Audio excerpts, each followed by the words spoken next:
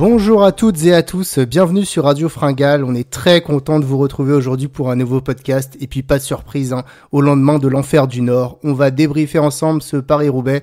Une course qui, je pense, a fait assez débat. On va essayer de se demander en fait si on a vécu un exploit historique ou alors une course plutôt ennuyante. Et puis en deuxième partie d'émission, on fera un petit focus sur le Tour du Pays Basque. On reviendra notamment sur la grave chute qui a impliqué Vingegaard, Evenepoel, Roglic, et puis on essaiera d'analyser le final et belle étape finale d'ailleurs et cette victoire de Juan Ayuso.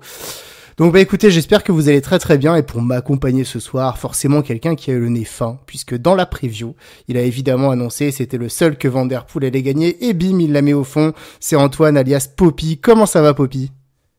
Salut à tous. Écoute, ça va très bien. Oui, le nez fin. Après, c'était pas très compliqué d'annoncer. T'as pas pris de risque dans les potentiels victorieux. Non, pas trop, je pense. Mais c'est vrai que j'ai eu un petit moment de doute quand il y avait ce groupe de tête et que Van Der Poel roulait devant et que Philippe était encore là. J'ai eu un petit peu de doute. Mais sinon, voilà, Van Der Poel a fait le job et on va en reparler de toute façon.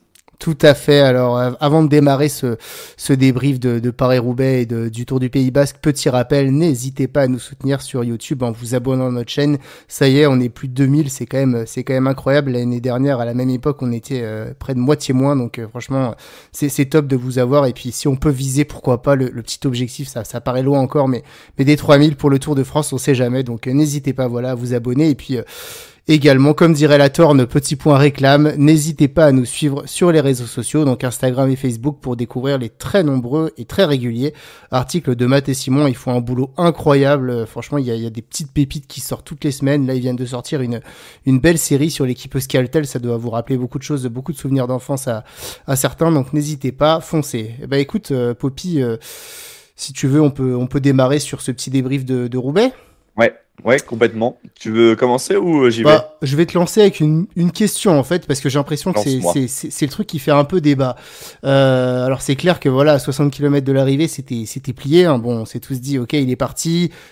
Peut-être quand il y avait jusqu'à 30 secondes, c'était possible encore qu'il se passe ces trucs. Et puis après, on a vite compris que à partir de 45 secondes et 1 minute, que là, c'était plié pour les 50 derniers kilomètres. Donc, est-ce que tu dirais qu'on a assisté à une course ennuyante ou plutôt une course légendaire qui va rester dans l'histoire ?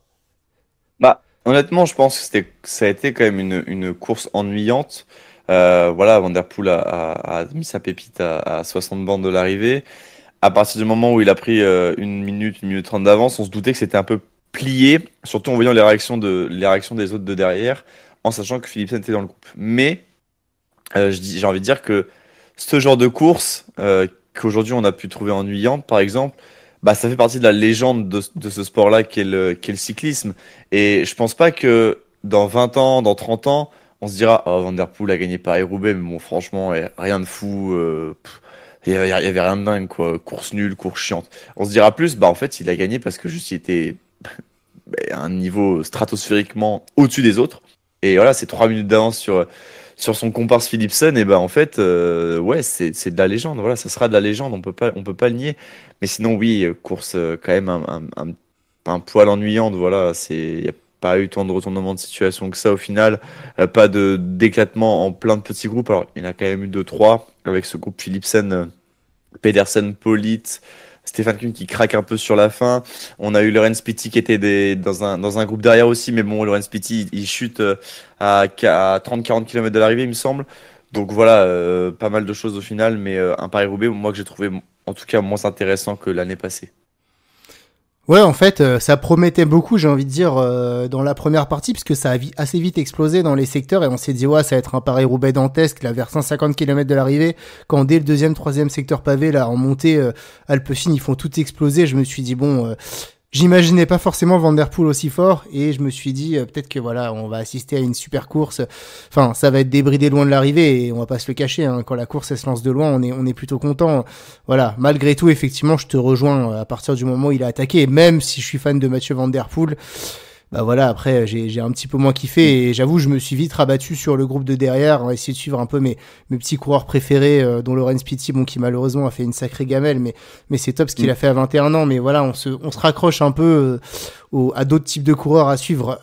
Toujours est-il que moi, effectivement, une course ennuyante sur le moment, mais je pense qu'il participe en tout cas, si ce n'est à un Paris-Roubaix légendaire, à la légende du coureur, parce que Je pense qu'il lui fallait une course comme ça à Mathieu Van Der Poel pour rentrer un peu plus dans, on va dire, dans le panthéon de ces légendes du cyclisme, parce que tu vois, on remarque Tom Bonnen, Fabian Cancellara, ils ont gagné des super Paris-Roubaix, c'est les meilleurs Flandriens de notre siècle, et ce que je retiens moi de Cancellara et de Bonnen dans leur domination, c'est ce Paris-Roubaix 2010 de Cancellara où il attaque à 50 km de l'arrivée, et ce Paris-Roubaix 2012 de Bonnen où il fait 60 derniers kilomètres tout seul, et mine de rien, enfin je sais pas comment tu le vois, mais moi j'ai l'impression que il lui manquait, même si Van Der Poel il a gagné des grandes victoires, mais ces Tours des Flandres qu'il gagne, à part celui de cette année, il était jamais tout seul, et celui de cette année, il a pas, enfin, on s'était dit justement, il gagne pas avec une énorme marge. Paris-Roubaix, voilà, il gagne l'année dernière sur cette crevaison de Van Aert. Je pense qu'il y avait besoin pour lui, pour construire sa légende sur une telle course, d'une telle démonstration, et voilà. Et là, je pense que Van Der Poel,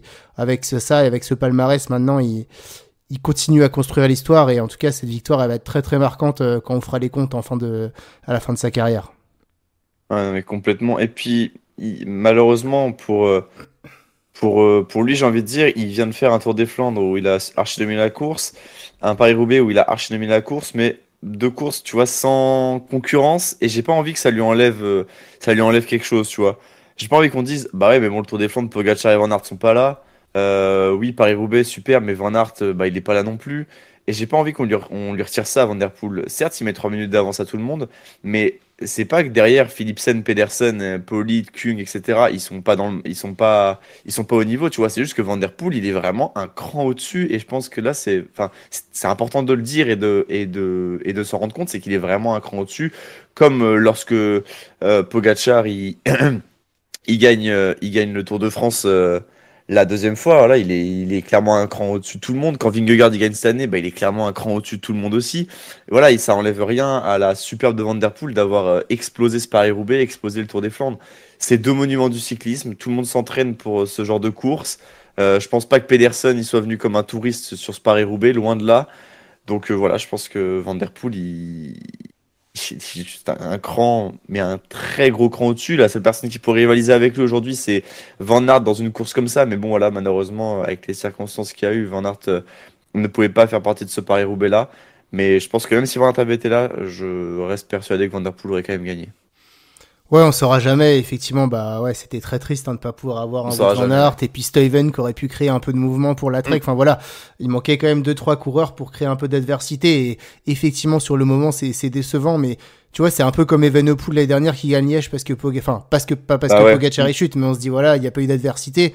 Un an après, finalement, ce qui reste en mémoire, c'est que Remco Evenepoel, il a fait une démonstration 2 ans de suite sur Liège, et Mathieu Van Der Poel dans 10 ans, on se souviendra plus tellement qu'il n'y avait pas Wout van Aert ou Jasper Stuyven au départ de cette course, et voilà, ça restera un peu à la postérité. Donc effectivement, voilà, je pense qu'il y a cette ambivalence un peu sur le moment, et je pense qu'on est un peu tous déçus de ce manque d'adversité. Et puis en même temps, bah voilà, Van Der Poel, c'est pas sa faute s'il y avait pas tous les adversaires en face, et du coup bah voilà, il a montré de toute façon avec 3 minutes qu'il était vraiment très très très très fort, et que sur une course où tout le monde disait qu'il n'y avait pas forcément à avoir la même facilité qu'au Tour des Flandres, bah il a répondu que voilà, comme Pogacar ou comme Vingegaard, chacun dans leur domaine.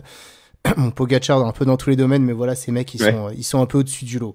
Moi j'ai une question, puisque du coup on va refermer la page des Flandriennes pour se diriger tout doucement vers les Ardennaises. Donc si un peu on fait un rétro de ces classiques flandriennes, Van Der Poel, où est-ce que tu le situes par rapport par exemple à des Tom Bonnen ou des Fabian Cancellara? Est-ce qu'il est déjà voilà au-dessus de ses coureurs? Est-ce qu'il est à leur niveau, ou est-ce qu'il lui manque un peu encore un truc peut-être pour les rejoindre? Je sais pas comment tu vois ça toi.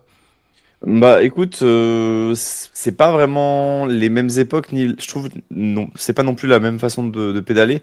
Tu vois, Tom Bonnen c'était vraiment vraiment une grosse puissance. Van Der Poel a aussi une grosse puissance, mais Van Der Poel j'ai l'impression qu'il a plus une capacité de punch aussi, et il a un tranchant que je trouve remarquable, et et je trouve que ce côté tranchant de Van Der Poel, tu vois, il est assez unique et propre à lui, c'est-à-dire que il a cet aspect de très grosse lourdeur. Tu vois, par exemple, quand il attaque dans l'Estrade Bianche, il a cet aspect où ouais, il fait quand même un peu le pas lourd, mais il a une vitesse qui est incroyable, et du coup, il a l'impression quand même qu'il flotte dessus. C'est euh, assez paradoxal. Là où un Tom Bonnen, par exemple, lui, tu vois, on ressentait vraiment cette grosse puissance, cette capacité à amener un sprint et à le conclure à la fin d'une course ultra éprouvante. Donc, je sais pas, je dirais que c'est quand même deux styles assez différents. Mais après, je pense qu'en termes de palmarès, il aura rien envie à ces deux gars-là. En plus, lui, sans qui les saisons de cyclocross attire l'arigot à chaque fois avant de venir sur la route. Voilà, et puis Van Der Poel a aussi, on le connaît beaucoup par rapport sur ses courses d'un jour, hein, mais bon, il y a quand même une victoire sur le Giro, une victoire d'étape, pardon, sur le Giro. Il y en a une sur le Tour de France aussi. Euh, Est-ce qu'il peut pas aller taper, je sais pas, peut-être, enfin, il a déjà tapé l'Amstel, mais est-ce qu'il peut pas aller chercher un Liège, tu vois, il y a pas mal de questions qui se posent autour de ça. Mais en tout cas, de là à le mettre au même niveau que Bonon et Cancellara actuellement, je ne sais pas. En fin de carrière, oui, je pense qu'il sera dans le même wagon, ça c'est une certitude. Ouais, parce qu'en fait, il a que 29 ans. Alors, il est à égalité Mm. avec Bonnen et Cancellara en termes de Tour des Flandres. Ils en ont tous 3. Et en termes de Paris-Roubaix, bon, Bonnen est un peu devant à 4 Paris-Roubaix, Cancellara 3 et Van Der Poel maintenant 2. Mais voilà, Van Der Poel a 29 ans. À son âge, Cancellara, il avait gagné aucun Tour des Flandres encore. Donc, voilà, je pense qu'en tout cas, si ce n'est au-dessus, il sera en tout cas au même niveau que ses coureurs comme Flandrien du siècle, je pense, et parce il a cette petite marge de progression. Et effectivement, je pense qu'il a Ouais. peut-être, par exemple, plus de polyvalence qu'un Tom Bonnen, puisque voilà, il peut aller chercher d'autres courses. Et du coup, bah voilà, pour finir sur le chapitre Van Der Poel avant de reparler de la course, petit débat très très rapide, hein, mais voilà, Van Der Poel, on va encore le retrouver puisqu'il y a les Ardennaises qui commencent, il va être présent sur 2 d'entre elles, sur l'Amstel et surtout sur Liège. Alors l'Amstel, il l'a déjà gagné, donc on n'a pas forcément de doute sur sa capacité à être présent. Mm. Mais voilà, Van Der Poel va aller défier, selon toute vraisemblance, Tadej Pogačar sur les routes de Liège-Bastogne-Liège. Est-ce que tu as un avis là-dessus? Est-ce que pour toi, il peut aller remporter Liège-Bastogne-Liège et s'offrir un 4e monument différent? Eh bien, écoute, ouais, pourquoi pas. Alors, il y a Pogacar qui sera là vraisemblablement. En tout cas, c'est annoncé. Ça va être un petit peu le gros risque. Tu vois, Van Der Poel, enfin, on a déjà vu ce duel Pogacar-Van Der Poel plusieurs fois. Pogacar a pas mal de fois lâché Van Der Poel, comme au Tour des Flandres, on s'en souvient l'an passé. Après, quand Pogacar n'arrive pas à lâcher Van Der Poel, on sait comment ça se passe à chaque fois. C'est-à-dire que Van Der Poel, il me semble, à chaque fois que les deux sont dans la même roue, hein, Van Der Poel règle toujours enfin, en tout cas, finit devant Pogacar, notamment sur Milan-San Remo l'année passée. Et Milan-San Remo cette année, alors, il gagne pas, mais bon, Pogacar est quand même dans ce groupe-là. Et au final, Pogacar se fait avoir au final. Et puis, il y a le championnat du monde également où Van Der Poel est plus fort. Et voilà, Pogacar est battu encore une fois. Donc, je sais pas trop. C'est une course assez différente quand même, Liège, de ce qu'on Ouais, c'est pourrait plus dur. retrouver. C'est plus dur. C'est une course qui est très longue, très exigeante aussi.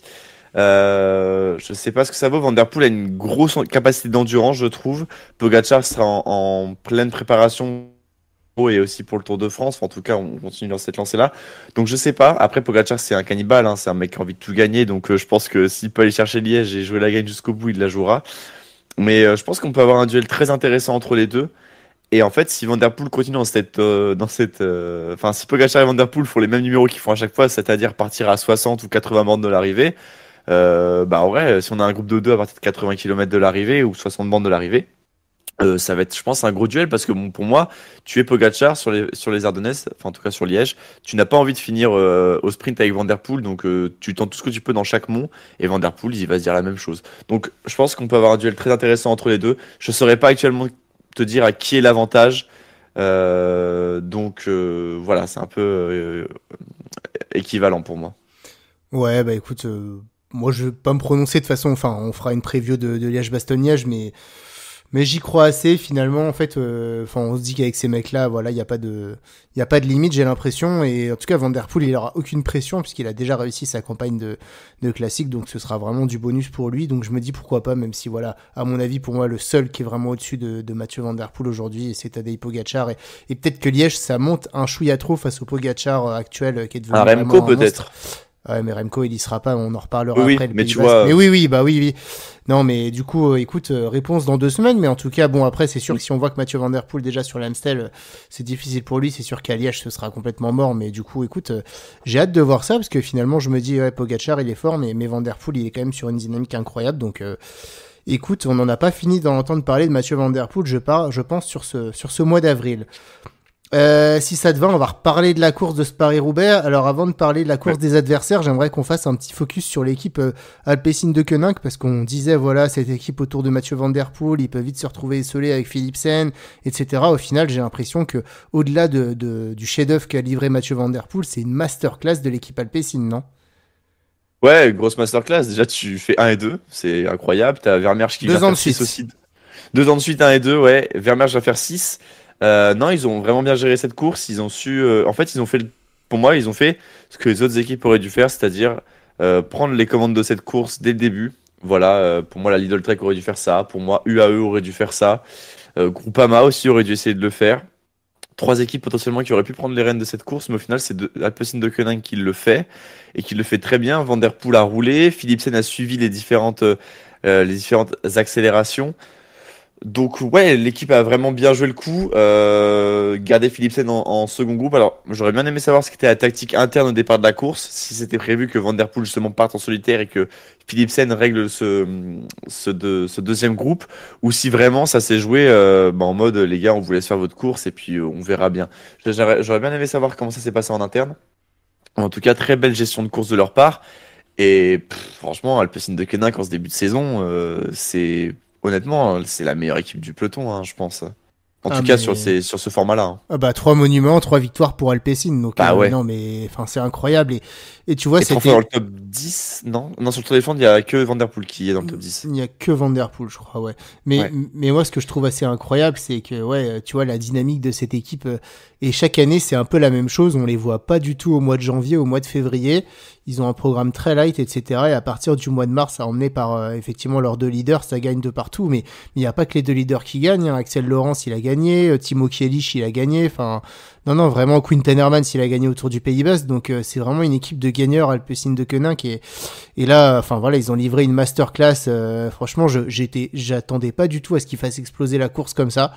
Je pensais pas que ce soit, enfin, je pensais justement qu'ils seraient dans un peu une attitude défensive jusqu'à la trouée Bah ouais. d'Arambert. Et en fait, les mecs, non mais tu vois les Riesebeck, Sylvain Zillier, Plancart, les mecs ils font exploser le peloton.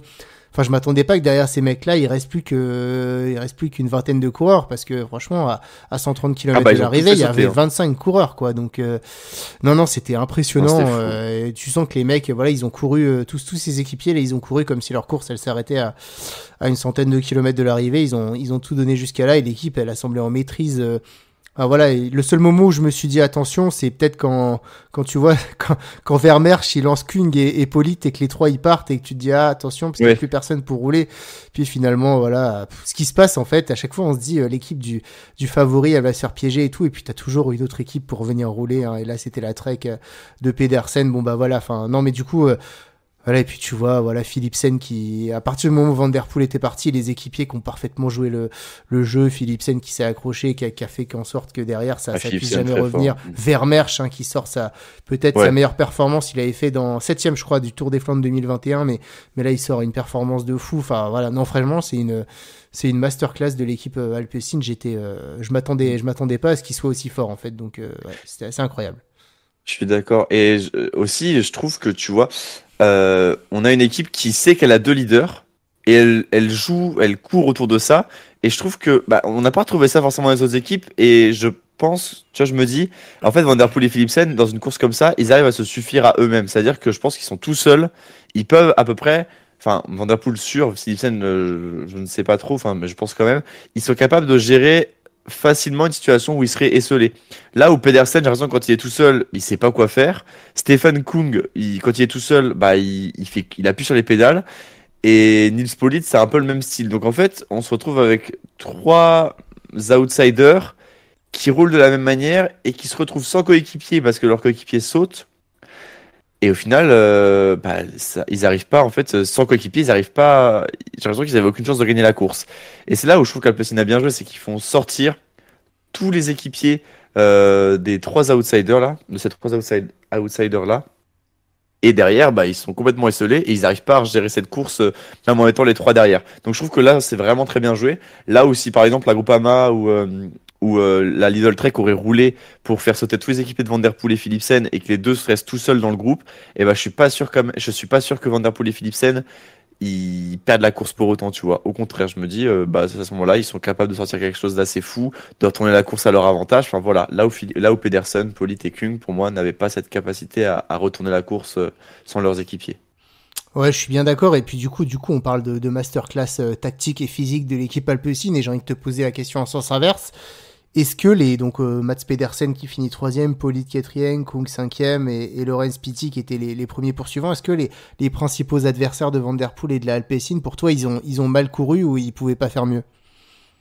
Non, je pense que c'est un peu des deux. Ils pouvaient pas faire mieux, mais tu vois, est-ce que il y a ce podium de Paris-Roubaix que tu veux, hein. Donc Pedersen l'année dernière fait 3 aussi, je crois. Non, il fait troisième, ouais. Il doit faire Non? 4. Troisième, c'est 4 ou Van 3? Aert.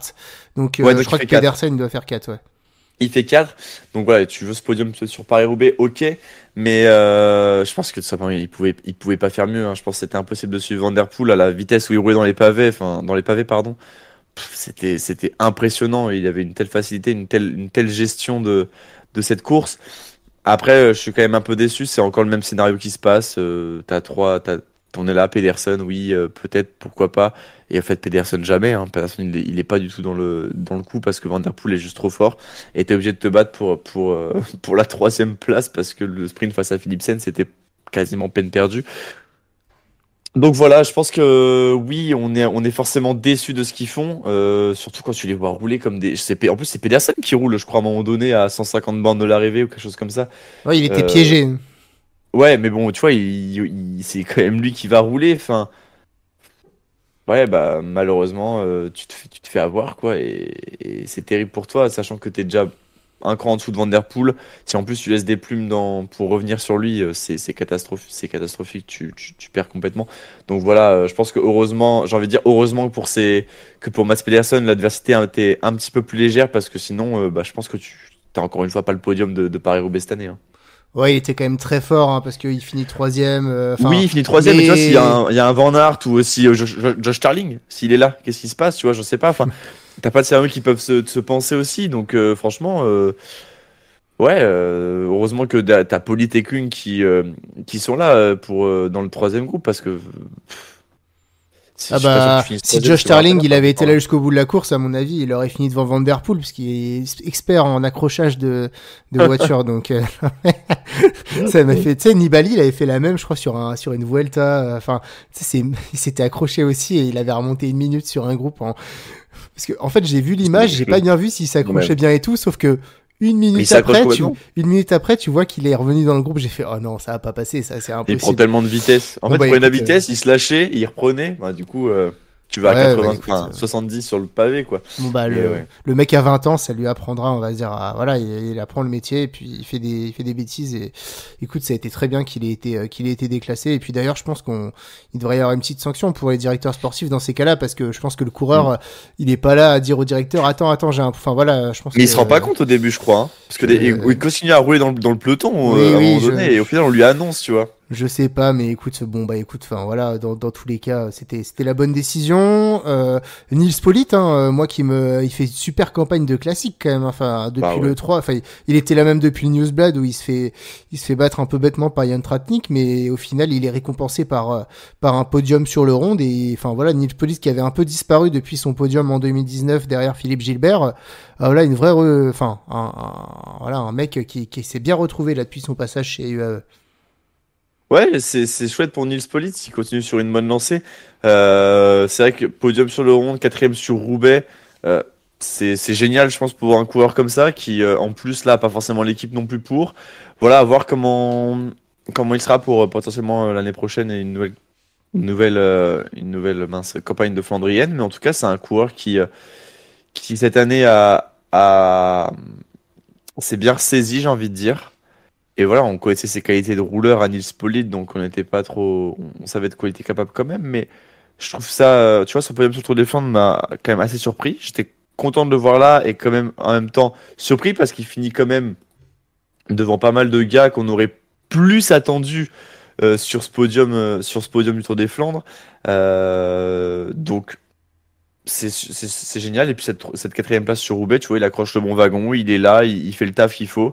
Donc non, franchement, c'est chouette. Il a pas cette étiquette de favori de la course, mais il est quand même là dans les premières positions. Et on entend parler, et ouais, franchement, c'est agréable de revoir Nisspolit à ce niveau-là de la course. Ouais, et puis bon, bah, je nous épargne de parler du bilan des Français parce qu'il y en a pas Oui. tellement, malheureusement. Bon, Ah non. Christophe Laporte, voilà, enfin, déjà qui a pas eu de chance. Et puis ensuite, à mon avis, qui était pas en sa meilleure forme, malgré tout, qui revient bien, 25e, bon, à 6 minutes. Bon, je pense que dans tous les cas, ça aurait été difficile de peser, mais il a pas non plus été verni. Et puis, Tom Pidcock qui vient prouver que même s'il a la technique, quand tu pèses 60 kilos Eh oui. sur les pavés de Roubaix, bah voilà, même si t'es Tom Pidcock, au bout d'un moment, voilà, tu subis. Et je pense que Tom Pidcock, ça sera dur un jour de remporter une course comme Paris-Roubaix. Le Tour des Flandres, je dis pas, mais ça m'a quand même l'air plutôt d'être un Ardennais plutôt qu'un mec qui va briller sur des courses un peu trop plates comme ça.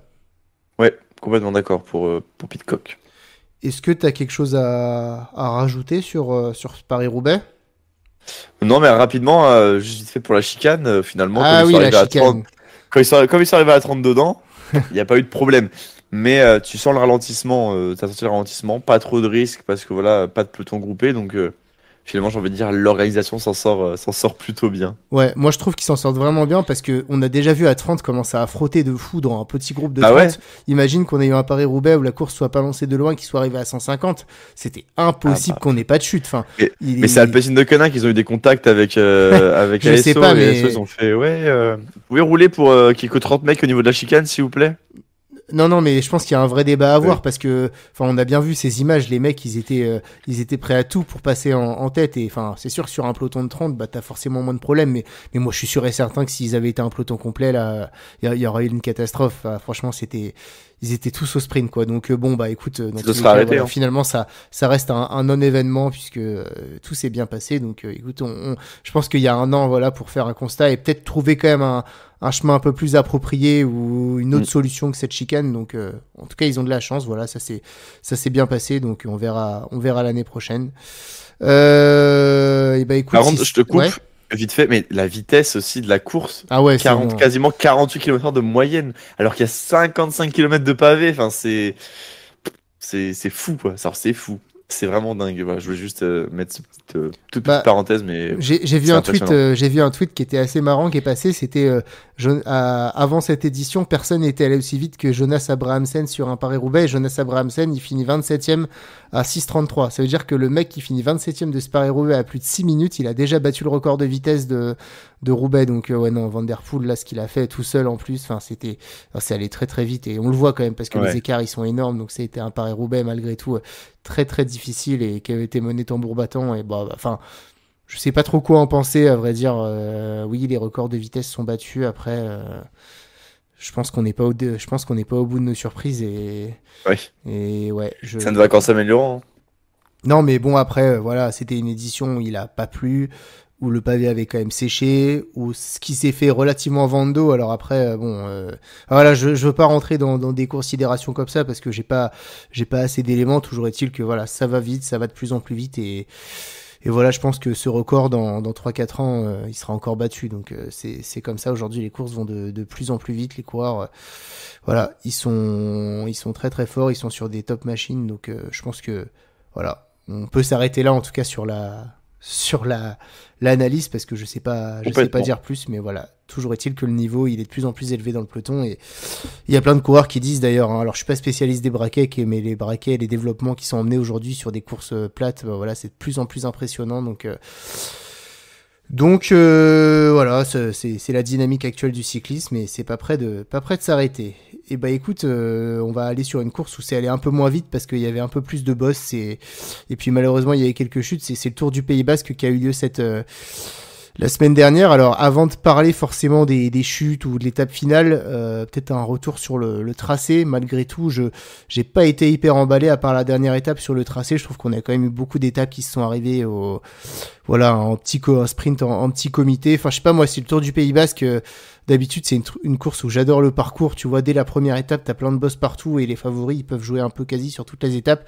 Là, cette année, j'ai l'impression à part la dernière, c'était quand même un parcours assez insipide. Enfin, je sais pas comment tu l'as ressenti, toi. Ouais, complètement. Bah, tu vois, quand j'ai regardé la deuxième étape, les commentateurs expliquaient oui, les favoris vont quand même se battre avant, ils vont pas attendre la dernière étape. Sauf que, voilà, je pense que t'as aucune étape qui laisse un profil pour aller essayer de gagner là-dessus au vu du profil de la dernière étape, justement, qui était vraiment là un ensemble de boss, comme tu disais. Donc non, le parcours en soi pas très intéressant.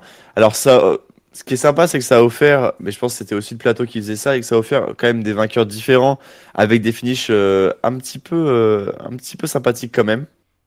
Ah bah, Des- c'est sûr que c'est les sprints avec le plateau le plus Mm. faible qu'on verra jamais sur le World Tour là, hein, franchement. Bah ouais, ouais. Mais bon, du coup, mais je trouvais que du coup, ça Oui, apportait oui. des fins d'étape assez sympathiques, tu vois.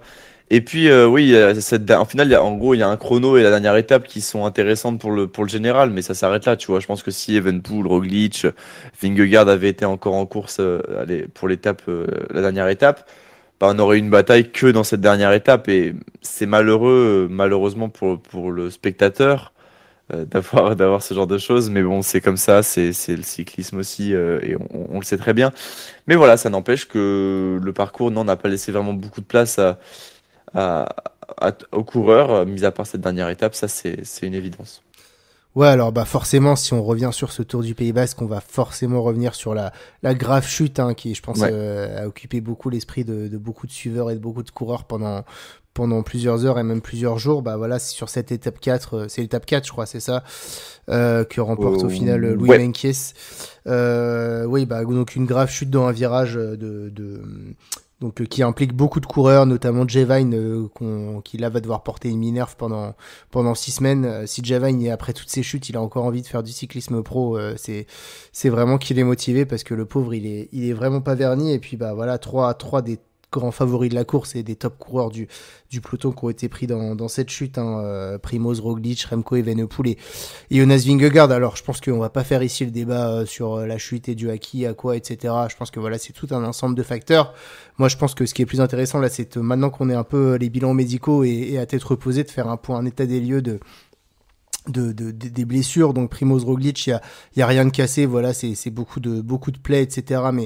Mais à mon avis, il va pouvoir progressivement reprendre le vélo et sa participation à une course comme le Tour de France n'est pas remise en cause. Remco Evenepoel, clavicule cassée, ça y est, il a été opéré, je crois, hier. Bon bah forcément, pas de Liège-Bastogne-Liège cette année. Et il devait découvrir également la Flèche Wallonne et l'Amstel Gold Race. Bah ce sera que partie remise pour le Belge parce qu'il ne pourra pas être présent.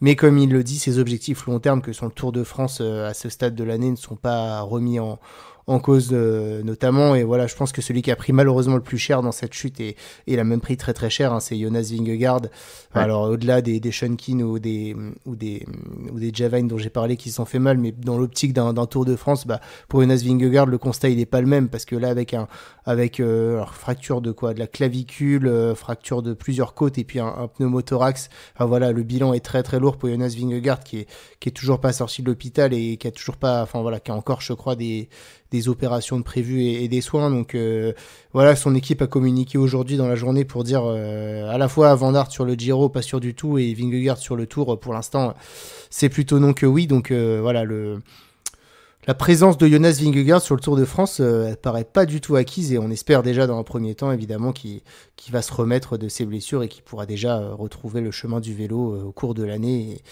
et nous remontrer des belles choses. Ouais, c'est sûr, c'est triste, voilà, malheureusement c'est le vélo qu'on n'a pas envie de voir, c'est ce genre de chute. Ouais, Vingegaard, c'est assez dramatique. Voilà, est-ce qu'on le verra au départ du Tour de France? Si oui, dans quel état? C'est un peu les questions qu'on va se poser. Remco, un peu moins touché quand même, mais bon, voilà, clavicule, c'est assez, bah, on va dire que c'est une blessure. Pas envie de dire mineure, mais voilà, c'est quand même moins important que ce qu'a eu Vingegaard. Donc Evenepoel sera là sera pas sur les Ardennaises, mais je pense sera là au départ du Tour, c'est sûr. Roglic aussi, pas là sur les Ardennaises, mais lui encore moins touché. Mais voilà. En tout cas, Vingegaard, ouais, je pense que là, sa saison, elle va avoir une toute autre saveur, pardon. Est-ce qu'on n'irait pas délaisser le Tour pour s'aligner sur la Vuelta? Je ne sais pas. En tout cas, j'ai envie de dire dans ce malheur. Voilà, on en parlait sur Radio Fringale, est-ce que ça offre pas, entre guillemets, hein, avec des gros guillemets, un doublé de Giro Tour de France à Pogacar? En tout cas, les dispositions feraient que c'est optimal, malheureusement. Mais voilà, pour Vingegaard, en tout cas, cette saison, elle va être très compliquée. En espérant aussi que voilà, je pense que quand tu es dans une descente comme ça, tu restes traumatisé un certain temps. Ouais, c'est ça aussi, hein. Et on connaît l'importance de la descente dans le vélo. Certes, il y a la montée qui est très importante, mais la descente, elle fait une grosse partie de taf. En 2019, Alaphilippe, par exemple, qui lâche dans beaucoup de montées, revient souvent dans la descente, justement. C'est dans l'étape de l'Isran. Euh, je crois que c'est l'étape de l'Isran, je vais pas lui dire de Ouais, bêtises, c'est mais tu ça. vois, Non, avant, c'est non, l'étape c'est du une étape Galibier d'avant. la veille, C'est ouais. la table d'avant. Ouais, Et le il retombe Galibier. sur le groupe, Ah mais ouais, une il fait une vitesse folle, descente tu de vois. malade, ouais.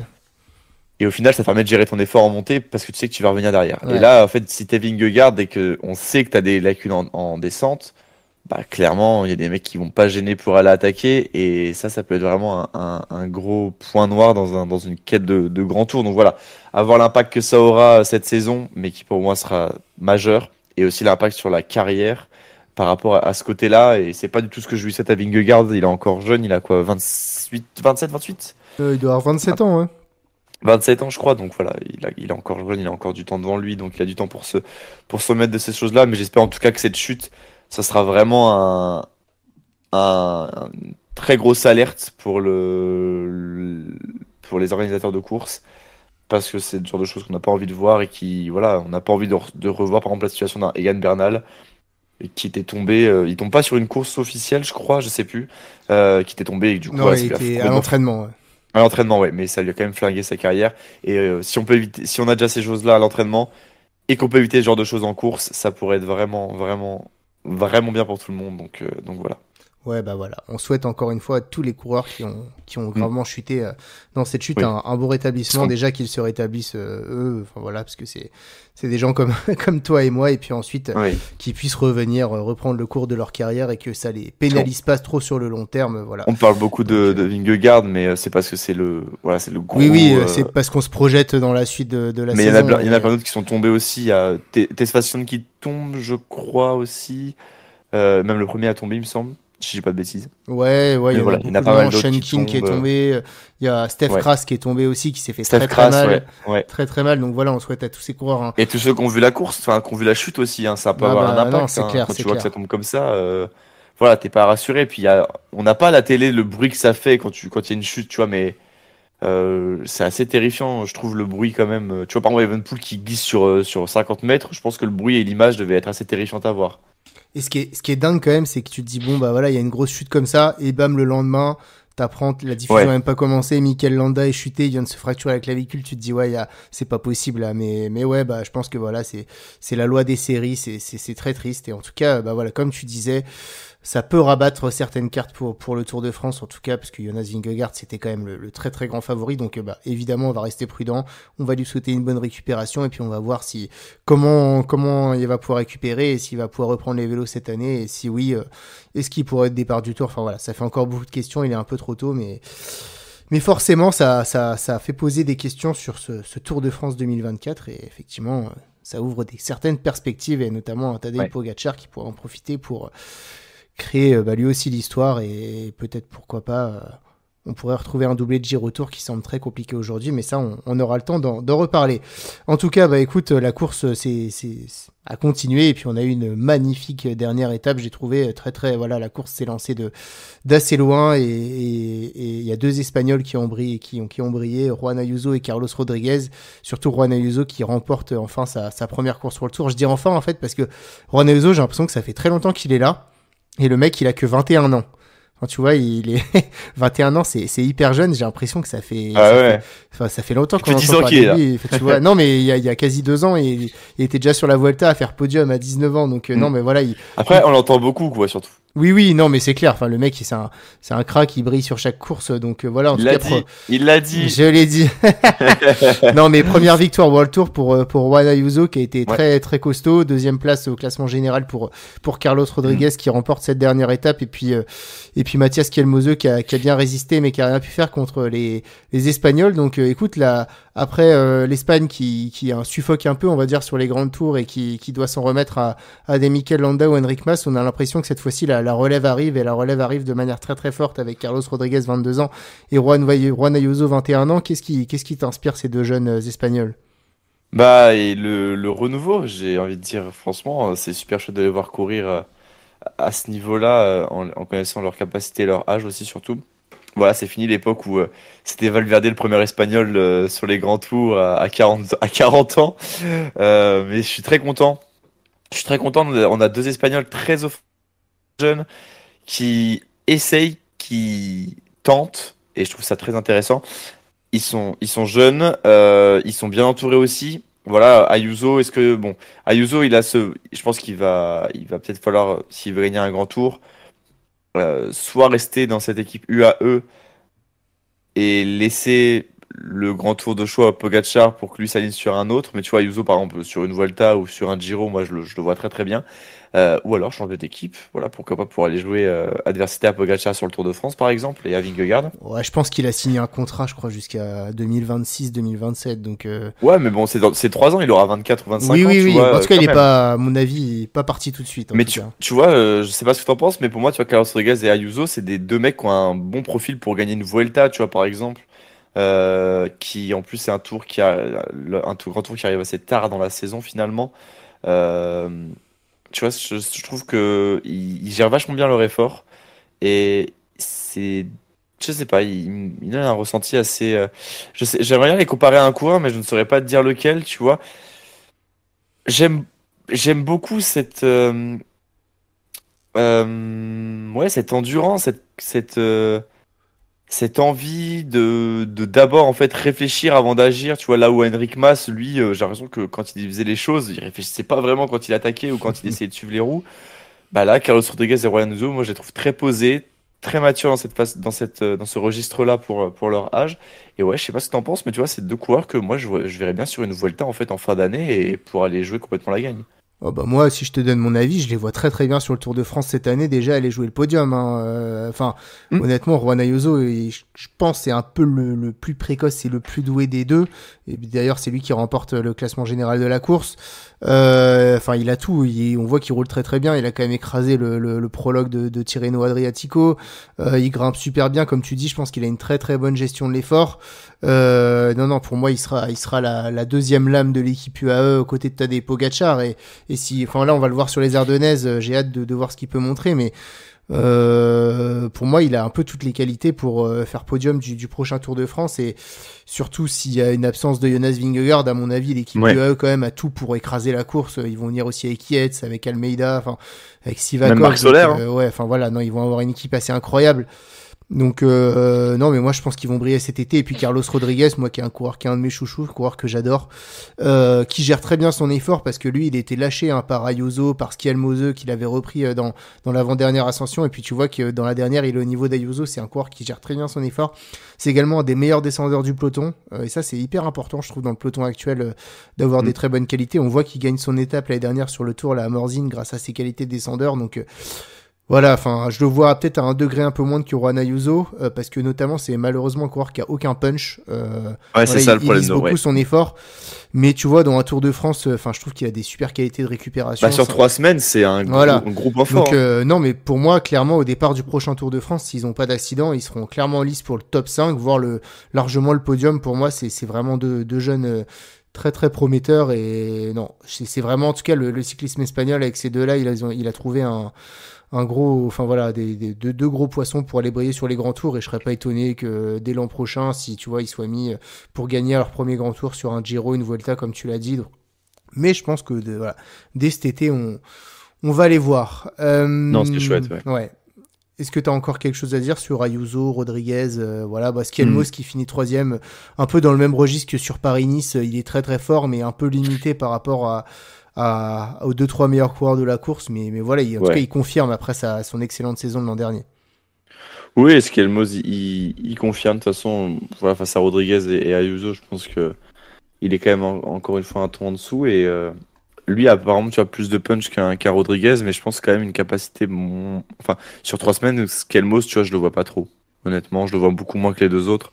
Donc voilà, sur une semaine, oui, ça peut le faire, mais voilà, malheureusement pour lui, ça l'a pas fait cette semaine-là, mais voilà, sur une course d'une semaine ou même sur des Ardennaises, tu vois, Skelmos sur une Ardennaise, je le sens bien, il avait fait deuxième sur la flèche, il me semble, l'année passée. Oh, Ouais, je dis ouais, que des bêtises. ouais, il fait deuxième derrière Ouais, il fait Pogacar sur la deuxième. flèche. Ah, il sera un des Ouais, grands donc tu vois. favoris de la flèche wallonne. Hein.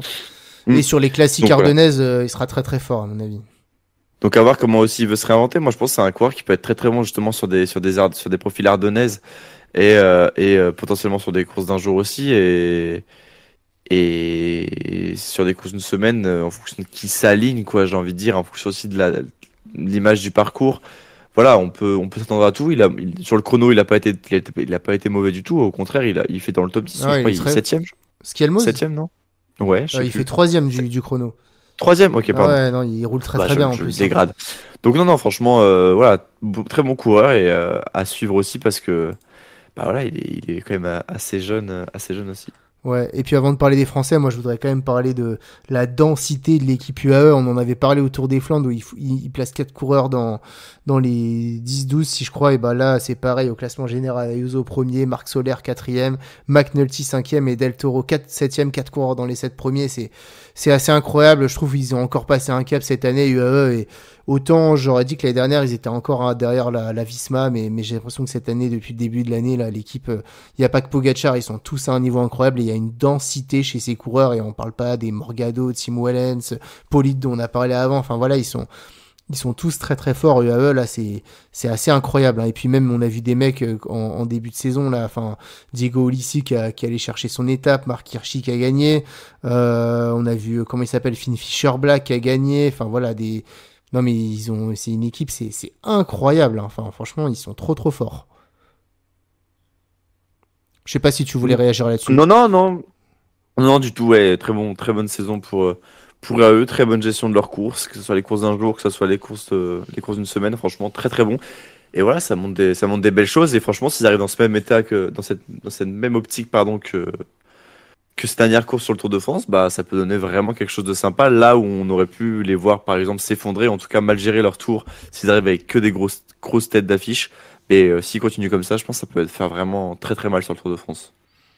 Et puis pour finir sur cette belle semaine au Pays Basque, la belle semaine des Français, parce qu'on a eu quand même 2 victoires d'étape françaises, avec Paul Lapéra sur la deuxième étape et puis Romain Grégoire sur la cinquième. On a un top 10 au classement général avec Kevin Vauquelin il fait combien? Il fait huitième Kevin Vauquelin au général final et puis Alex Baudin également qui fait dixième du classement général. Donc une belle semaine des Français.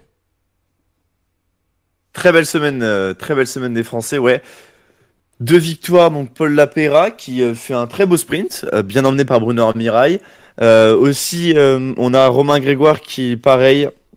Alors Romain Grégoire gagne et en plus il était tombé l'étape où Paul Lapéra s'impose. Donc belle revanche, j'ai envie de dire pour le Bisontin. Mais en tout cas, c'était très chouette de les voir gagner tous les deux. C'est de courir. Bon, Romain Grégoire, on pouvait s'attendre à ce qu'il prenne une victoire, mais très content pour Paul Lapéra. Je trouve que l'équipe Decathlon G2R réalise quand même un bon début de saison aussi. Ils sont passés pas loin sur l'UAE Tour. On a aussi Dorian Godon qui est pas mal, qui a fait une perf, enfin pas de perf, mais il avait fait des bons résultats récemment Il aussi. fait deuxième C'est sur ça. la dernière étape de la Catalogne. Merci, Ouais. tiens. Merci Titien de me donner les précisions. Mais voilà, Dorian Godon qui avait fait des bonnes perfs. Et puis là, cette concrétisation avec cette victoire de Paul Lapéra, c'était vraiment cool. Franchement, je suis content pour eux. Je suis content pour l'équipe Decathlon G2R. J'espère que ça va continuer comme ça. Et puis voilà, Romain Grégoire aussi, bah, qui s'arrache complètement dans le sprint, hein. On le voit, ça se joue à pas grand chose, mais en tout cas, super. Et puis Kevin Vauquelin, ouais, qui nous fait aussi un bon tour. Il a vraiment bien géré, je trouve, quand même. Il est là, il répond présent face à quand même des monstres, hein, faut le dire, il y a quand même des gars qui sont quand même pas mal devant lui. Donc non, c'est sympa de voir les Français un petit peu briller et surtout de voir une nouvelle génération de Français briller. Je trouve ça assez chouette, voilà, qu'on se repose pas forcément sur des David Gaudu ou autres sur des courses comme ça et que du coup on laisse un peu plus de place, bah voilà, à des Grégoire, à des Lapéra, à des Vauquelin qui ont aussi des choses à dire, des choses à faire. Et non, franchement, c'est agréable de voir un peu de sang neuf comme ça sur les courses côté français. Ouais, tout à fait. Bon, bah écoute, il reste plus qu'à la Groupama FDJ de tout faire là pour préserver Romain Grégoire parce que j'ai l'impression que du côté de Lenny Martinez ou Mm. Laurence Pitty, même si évidemment il y aura rien d'officiel avant le 1er août, ça sent quand même plutôt mauvais pour la Groupama et ça sent le départ. Donc là, il faudrait absolument quand même arriver à conserver Romain Grégoire, sinon je pense que ça peut faire très très mal à l'équipe. Mais en tout cas, c'est vrai qu'il a fait une belle victoire, Romain Grégoire. Donc voilà, une belle semaine des Français. Est-ce que tu as encore quelque chose à rajouter ou on peut conclure? Non, non, rien à rajouter. Non, on attend la semaine ardennaise avec grand plaisir. Et oui, et tu parles de la semaine ardennaise. Je pense qu'en preview de cette semaine ardennaise, on va avoir une petite surprise qui va sortir dans la semaine. Est-ce que Mais alors? tu veux spoiler un petit peu? Non, bah, j'ai pas spoilé. Je Pas vais essayer spoil. pas de spoil. Non, on va laisser un petit peu la surprise. Mais oui, grosso modo, dans cette semaine, du coup, sortira encore une super émission d'Écrase les pédales, un nouveau top Ah là 10. là là là. À vous de deviner quel sera le thème, mais en tout cas, c'est potentiellement lié aux Ardennaises, Et c'est oui. potentiellement lié à d'autres choses. Mais voilà, amusez-vous à trouver le thème en commentaire, ça va être sympathique. Et puis voilà, c'est la petite cerise sur le gâteau de cette semaine déjà bien entamée. Un petit indice, est-ce que Mathieu Van Der Poel sera mentionné dans cet écrase les pédales? Normalement, Mathieu Van Der Poel sera mentionné. Il est partout. Où ça, on ne sait pas. On ne sait pas. Mais comme je vous spoil, Titien a participé à l'émission, donc oui, Van Der Poel sera numéro 1. Ne vous inquiétez pas. Eh ben, écoutez, Numéro 1. vous découvrirez tout ça dans la semaine. En tout cas, voilà, on a vécu une belle campagne de classique flandrienne et puis on a hâte d'être aux Ardennaises qui vont démarrer voilà dimanche avec l'Amstel Gold Race. Il y a déjà mercredi un petit apéritif avec la Flèche Brabançonne. Puis dimanche, voilà, l'Amstel aux Pays-Bas. Ensuite, ce sera mercredi de la semaine prochaine, la Flèche Wallonne. Hein, c'est ce championnat du monde des sprinters dans le mur de Huy et puis l'apothéose avec Liège-Bastogne-Liège, avec Tadej Pogacar contre Van Der Poel et contre plein d'autres coureurs. Donc on va vivre encore des belles semaines de dingue en vélo. Clairement. Bah écoutez, merci à tous de nous avoir suivis. Bah voilà, n'hésitez pas à liker cette vidéo et puis à commenter, à nous dire ce que vous en avez pensé et puis ce que vous avez pensé de ce Paris-Roubaix, de cette semaine au Pays Basque. D'ici là, bah voilà, ne pensez à vous alimenter parce que la fringale guette. Cap sur les Ardennaises et puis merci à toi, Poppy, de m'avoir accompagné pendant ces 45 minutes de débrief. Avec grand plaisir. Merci à toi de m'avoir supporté pendant tout ce temps. Bah, c'était un vrai plaisir. Écoutez, merci à tous et puis merci à toi et puis j'ai envie de dire à la prochaine. Ciao, ciao. Des bisous à tous et allez Romain Bardet.